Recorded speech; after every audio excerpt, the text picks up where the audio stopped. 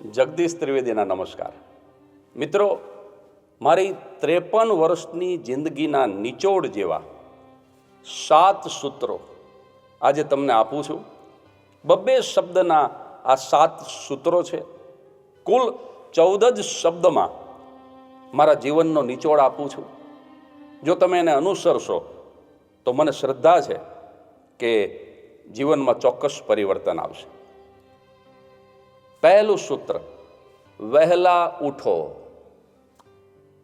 માત્ર જીવનમાં વહેલા જાગી જવાનું, આમ પણ અવેરનેસના અર્થમાં પણ જાગી જવું જોઈએ, પણ હું સ્થૂળ અર્થમાં કહું છું કે દરરોજ સવારે જો વહેલા જાગી જશો, સૂર્યોદય પહેલા, અચૂક ફાયદો થશે.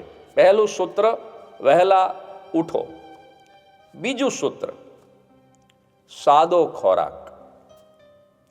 ખોરાક બહુ ભાગ ભજવે છે. જે પ્રકારનો ખોરાક ખાવા મારી ને તમારી હોજરી ટેવાયેલી નથી, અથવા તો આપણા પૂર્વજો જે ખોરાક નહોતા ખાતા એ ખોરાક આપણા શરીરમાં જશે તો 100% એ નુકસાન કરશે. એ અપચો પણ કરશે અને ગંભીર બીમારી પણ કરશે. એટલે બીજું સૂત્ર, સાદો ખોરાક. ત્રીજું સૂત્ર, સાદું જીવન. મહાત્મા ગાંધીજીએ કીધું છે કે simple living and high thinking is મોટો ઓફ માય લાઈફ. મારા જીવનનો મંત્ર છે કે ઊંચું વિચારું પણ સાદું જીવું. સાદું જીવશો ને તો એ કરકસરયુક્ત હશે. વોરન બફેટે કીધું છે કે જો તમે બિનજરૂરી ચીજ ખરીદશો વારંવાર તો એક દિવસ એવો આવશે કે જરૂરી ચીજ વેચી નાખવાના દિવસો આવશે. એટલે કરકસર, ત્રેવડ ત્રીજો ભાઈ છે. અને એ ક્યારે આવે? જો જીવન સાદું હોય તો. એટલે ત્રીજું સૂત્ર છે સાદું જીવન. ચોથું સૂત્ર, સારી સોબત. પુરુષ કે સ્ત્રી, એને એવા માણસનો સંગ કરવો જોઈએ, એવાની સાથે મિત્રતા કરવી જોઈએ કે જે તમને ખરાબ વિચાર ન આપે. કારણ કે આ યુદ્ધો જે બધા થયા ને, એ પહેલાં તો મગજની અંદર એ યુદ્ધ લડાઈ ચૂક્યા હતા. પહેલાં ખરાબ વિચાર આવે કે મારે પહેલાં માણસને મારવો છે, મારે એની હત્યા કરવી છે, મારે કોઈ દુષ્કૃત્ય કરવું છે.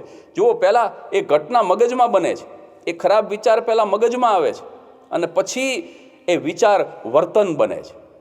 પણ એવો ખરાબ વિચાર ના આપે એટલા માટે સારી સોબત, સારા પુસ્તકનો સંગ કરીએ એ પણ સારી સોબત છે કે જેમાંથી સદવિચાર મળે.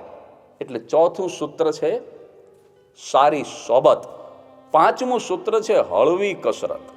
આપણે જિમમાં જઈએ અને ખૂબ જ 2-3 કલાક કસરત કરીએ અને 6 પેક બોડી બની જાય ને, એવો કદાચ સમય ન હોય તો એવું કરવાની જરૂર નથી. પણ રનિંગ છે, વોકિંગ છે, સાયકલિંગ છે, સ્વિમિંગ છે, એવી હળવી કસરત કરવી પડશે. છઠ્ઠું સૂત્ર છે વ્યસનનો ત્યાગ. ભારતની અંદર સૌથી વધુ મોઢાના કેન્સર ગુજરાતમાં થાય છે. આવો એક સર્વે થયો છે. અને ગુજરાતની અંદર સૌથી વધુ મોઢાના કેન્સર સૌરાષ્ટ્રમાં થાય છે. એનું કારણ ગુટકા છે, ફાકી છે. એટલે છઠ્ઠું સૂત્ર છે વ્યસનનો ત્યાગ. કોઈ પણ પ્રકારનું વ્યસન ન હોય. અને સાતમું અને છેલ્લું સૂત્ર છે પરમમાં શ્રદ્ધા.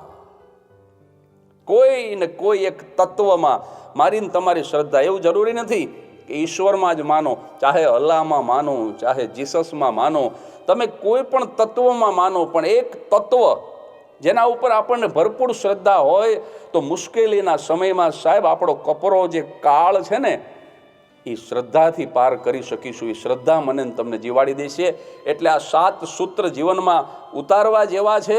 વહેલા ઉઠો, સાદો ખોરાક, સાદું જીવન, સારી સોબત, હળવી કસરત, વ્યસનનો ત્યાગ અને પરમમાં શ્રદ્ધા. આ મારી 53 વર્ષની જિંદગીના નિચોડ સ્વરૂપે આપું છું. તમને ખૂબ ઉપયોગી થશે. આવી કોઈ નવી વાત સાથે ફરી મળીશું. હસતા રહેજો.